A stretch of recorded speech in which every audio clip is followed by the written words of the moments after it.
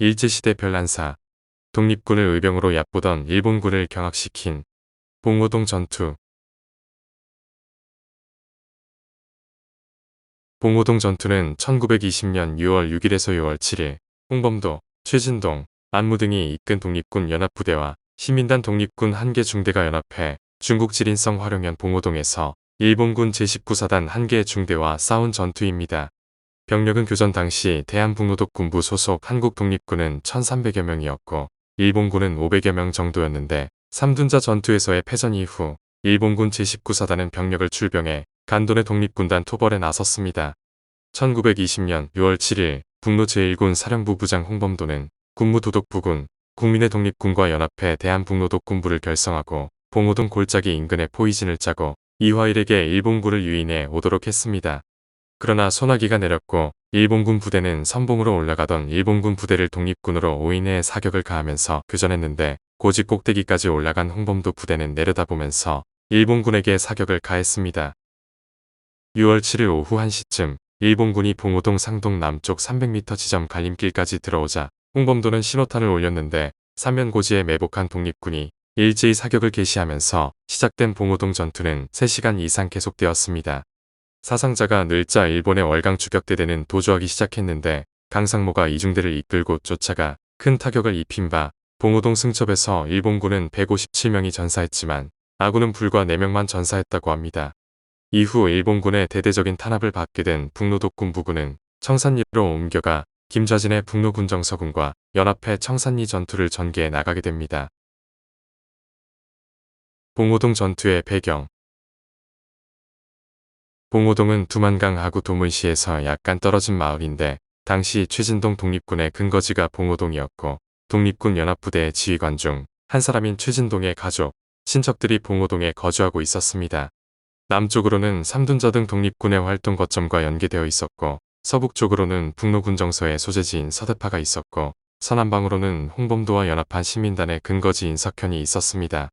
봉오동은 3개의 자연부락으로 되어 있는데 상촌, 중촌, 하촌 등 3개 자연부락의 민가가 흩어져 있었으며 상촌은 봉오동을 대표하는 곳으로 독립군의 훈련장이 있었습니다. 간도 국민대라고도 불린 홍범도가 이끄는 북노독군부 정일 제1사령부는 봉오동에 위치했고 그 주위에는 독립군 부대들이 주둔하고 있었는데 1920년 6월 4일 소규모 습격대가 두만강을 넘어 일본군 초소를 공격했습니다. 그러자 조선 총독부의 소규모 부대가 국경을 넘어 전투의 서막에 오르는데 1920년 초 홍범도의 부대는 꾸준히 군력을 증가시켜갔고 전투 직전에는 국민회의가 지원한 15,000원의 군자금으로 장비를 보강했습니다.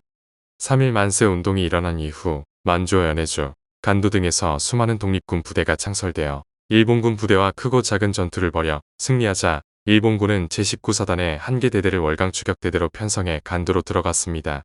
1920년 5월 28일 대한독립군과 국민회의 국민군 및 군무도독부가 연합해 대한군북노독군부를 조직하고 봉오동의 병력을 집결시키면서 강력한 국내 진입전을 계획했습니다.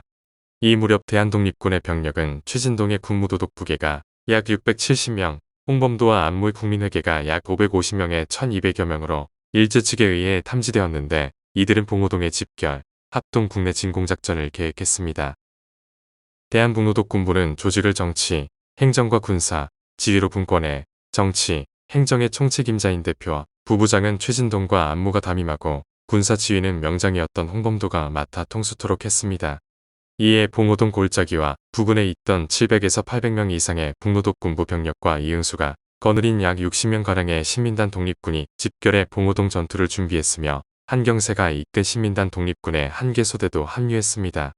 1920년 6월 4일 독립군 홍범도 부대와 최진동 부대에 의해 한 개 소대가 간도를 거쳐 두만강을 건너와 함경북도 종성군 강양동에 주둔하던 한 개의 소대 규모의 일본군 헌병 국경 초소지대를 기습 공격해 몰살시켰습니다. 당시 일본군은 독립군의 국내 진입작전 기밀을 입수하고 방비책을 강구하고 있던 중이라 이것이 전투의 도화선이 되는데 이것을 일부에서는 봉오동 전투와 구분해 삼둔자 전투라고 부르기도 합니다. 독립군의 기습 공격에 대한 국경 초소지대의 급보를 받은 일본군 남양수비대는 한 개 중대를 출동시켜 반격전을 하는데 독립군은 한 개 소대를 봉화리에 매복시키고 일부 병력을 고지대에 배치해 일본군을 유인했습니다. 6월 6일 오전 10시 일본군은 잠복해 있는 독립군 부대 앞까지 추격해오자 점심때까지 독립군은 100m 안팎의 산악고지에서 사격을 퍼부어 일본군 남양수비대 1개 중대 병력 60명을 사살했습니다. 독립군은 2명이 전사하고 근처 마을에 거주하던 주민 9명이 유탄 파편에 맞아 사망했는데 이 전투에서 발군의 전공을 세운 소대장 이화일의 유도작전은 높이 평가됩니다. 이에 일본군 제19보병사단장은 보병 소저 야스카와 지로가 지휘하는 보병 및 기관총대 1개 대대인 월강추격대대를 출동시켰는데 독립군 밀정이 띄워보낸 편지를 통해 홍범도 등은 2시간 만에 이 사실을 접하게 됩니다. 열세한 병력으로 적과 대결하려면 꼭대기 고지에 올라가 시야를 넓히는 것이 유리하다고 판단하고 북으로 퇴각해 일부는 산 꼭대기로 올려보내고 일부는 후방고지에 진지를 만들었고 목책과 허수아비들을 설치했습니다. 300명 이상 최고 1000명으로 추정이 되는 일본군은 아스카와 소좌 인소라에 6월 6일 두만강을 건너기 시작해 봉오동을 일거에 공격하고자 출격했고 상부로부터 받은 무모한 작전 명령을 내렸습니다. 일제 추격대는 명령대로 바로 봉오동 입구로 진입해 갔는데 홍범도 사령관은 일본군을 맞이해 먼저 주민들을 모두 산중으로 대피하도록 해서 공동화시킨 후 전 독립군에게 작전 계획을 시달했습니다. 6월 6일 홍범도 부대 예하의 1개 중대가 봉오동 마을의 중간쯤인 후안산에서 일본군의 급습을 받는데 일본군은 여세를 몰아 봉오동 골짜기를 따라 진격했으나 골짜기 안에는 독립군 부대가 매복하고 있었습니다. 약 300명의 선발대 일본군은 우세한 화기를 믿고 계속 진군했으나 연합군단은 800명의 독립군을 산악고지대에 매복시켜놓고 월강대대가 진입하기를 기다려 선발대가 일부 들어왔을 때까지 가만히 있었습니다. 6월 7일 자정부터 새벽 사이 야스카와 부대가 텅 빈 안산촌 낙으로 돌입할 때 꼭대기에서 지켜보던 독립군이 일제히 총격을 가하자 지리적 악조건과 흐린 날씨에 불의의 기습을 받아 혼란에 빠졌습니다. 그러나 대우를 정비한 야스카와의 대대는 정예군으로 편성된 야마자키 중대를 보내 독립군을 추격했는데 그들이 고려령 서쪽에 도착했을 때 매복한 독립군이 사격을 가해 일본군은 소수의 독립군에게 크게 패했습니다. 그러나 일부 병력을 남겨 일본군을 유인했는데 일본군은 안산과 고려령 전투에서 120명의 전사자를 냈지만 독립군이 보낸 일부 병력의 유인책에 말려들어 봉오동 골짜기까지 흘러들어갔습니다.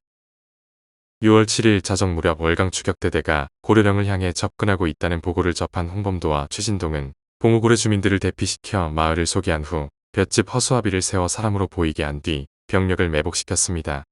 홍범도는 군무도독부군, 국민의 독립군과 연합해 대한북노독군부를 결성하고 봉오동 골짜기 인근에 포이진을 짜고 제3소대 분대장 이화일을 시켜 일본군을 유인해 오도록 했습니다. 일본군 월강추격대대는 봉옥골 골짜기 입구에 도착해 전이중대를 보냈는데 이화일 소대가 적극적으로 교전해 전이중대가 참패를 하고 퇴각했지만 대우를 정렬해 11시 30분 봉오동 골짜기 안으로 진입하기 시작했습니다. 일본군은 독립군의 작전 계획대로 봉오동 상촌부락에 독립군 700명이 잠복해 있는 포위망 안에 들어왔는데 홍범도는 2개 중대를 인솔하고 서남산 중턱에서 일본군의 선봉이 봉오동 어구를 통과하도록 유인했습니다. 곧 치열한 전투가 벌어졌는데 골짜기와 산기슭의 안개가 자욱히 서려 일본군은 한치 앞도 보이지 않았는데 홍범도는 서둘러 북쪽을 향해 퇴각하되 될 수 있는 대로 높은 산봉 우리로 오르라고 명령했습니다. 일본군 척후병이 독립군 포위망 안에 진입해 아무도 없음을 알리자 본대가 안심하고 봉오동 골짜기로 진입했는데 몇 시간이 지나자 소나기가 엄청나게 쏟아져 매복군이 일본군의 시야에서 사라집니다. 그날 오후 내내 우박이 쏟아지고 안개가 끼었는데 일본군이 봉오동 골짜기 내 포위망에 들어오자 오후 1시부터 홍범도의 사격 개시 명령에 따라 3면에서 일제 공격이 시작되었고 3에서 4시간여의 교전이 이루어졌습니다. 봉오동 전투의 결과 봉오동 전투는 독립군의 사기를 크게 올리고 병력 보강과 군비 확충에 활력을 준 반면 조선 총독부와 일본은 독립군의 전력을 새로이 평가하고 대토벌을 계획하게 되었는데 독립군을 의병으로 얕보던 일본군은 경악했습니다. 월강대대는 결국 유원진으로 퇴각했는데 독립군은 일본군에게 전사 157명, 중상 200여 명, 병상 100여 명의 피해를 주고 승리한 반면 독립군의 피해는 전사 4명, 중상 2명이었다고 합니다. 이 때문에 봉오동 대첩이라고도 불리는데 전투의 승리로 독립군의 사기는 크게 진작되었으며 계속적인 독립전쟁의 수행을 위해 만준의 독립군 군벌의 통일 및 병력 보강과 군자금 조달 등이 활발하게 이루어졌습니다. 한편 일본군끼리 서로 교전한 것이 뒤늦게 알려지면서 일본군 관계자들은 줄줄이 문책을 당하고 작전훈련 미숙으로 전보 또는 강등 등의 징계 조치를 당했습니다. 한일 합방 후 만주와 시베리아, 연해주에서는 무장 독립군이 여러 곳에서 조직되었는데 그 중에서도 홍범도의 대한독립군은 가장 용맹하고 가장 많은 전과를 올린 독립군으로 명성을 드날렸습니다. 그해 7월 11일 홍범도가 이끄는 소규모 부대는 노두구에서 간도 일본 영사관을 습격해 다수의 부상자를 내고 승리했는데 이후 일본군은 만주 독립군 부대에 대한 대대적인 토벌 계획을 세웠습니다. 이에 필요한 군대 동원을 위해 훈춘 사건을 일으켜 관동군 2개 사단을 파병하는데 이때 밀린 홍범도의 부대는 김좌진, 이범석이 이끄는 북로군정서 본부와 연합해 청산리 대첩에 참가하게 됩니다. 봉오동 전투 후 독립군 부대들은 더욱 심해진 일본군의 토벌을 피해 만주를 떠나 연해주로 이동하기 시작했는데 당시 러시아는 사회주의 혁명 후 혁명에 반대하는 백군파와 혁명을 지키려는 적군파가 싸우고 있었습니다. 일제는 백군을 지지했으며 러시아 혁명 정부는 일제에 저항하는 조선인 독립군들을 지원했는데 만주에서 무기와 식량을 구하기 어려워진 독립군들이 러시아로 간 것은 장기적인 항전을 준비하기 위해서였습니다.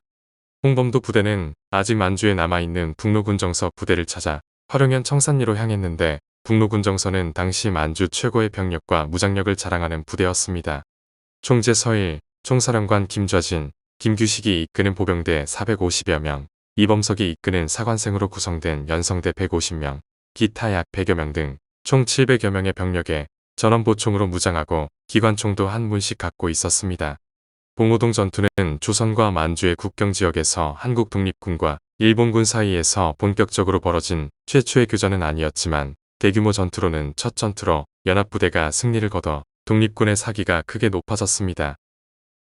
이는 만주의 의병 조직의 확대와 참가자 증가, 1920년대 독립전쟁이 더욱 활발히 전개되는 계기가 되었으나 이 사건으로 중국의 본격 침투를 계획한 일본군은 훈춘 사건을 조작해 중국 출병의 빌미를 만듭니다. 홍범도는 말이 없고 기분을 드러내지 않았지만 봉오동 전투를 기록한 홍범도 일지를 남겼는데 봉오동 전투의 실황을 기록한 홍범도 일지가 나오지 않았다면 그를 일자무식 장군이라고 알았을 것이라는 시각도 있습니다. 후일 한중 수교 이후 중국 지린성 투먼의 봉오동 전투 기념비가 세워졌는데 홍범도의 일지에 의하면 이 전투에 3명의 소련 적군 병사들도 있었다고 합니다. 오늘 일제시대 별난사는 독립군을 의병으로 얕보던 일본군을 경악시킨 봉오동 전투였습니다.